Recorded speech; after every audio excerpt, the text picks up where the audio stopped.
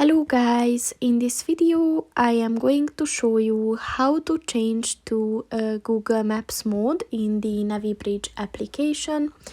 But first I just want to mention, don't forget to subscribe to my channel, because at 10,000 subscribers I am going to show you my whole YouTube revenue statistics and growth strategy, as well as how to make money online.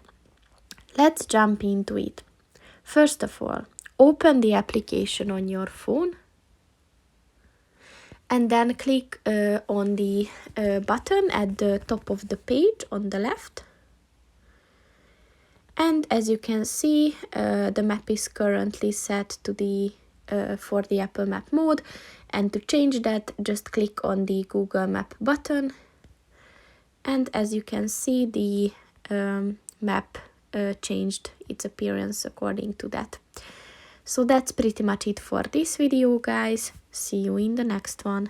Goodbye.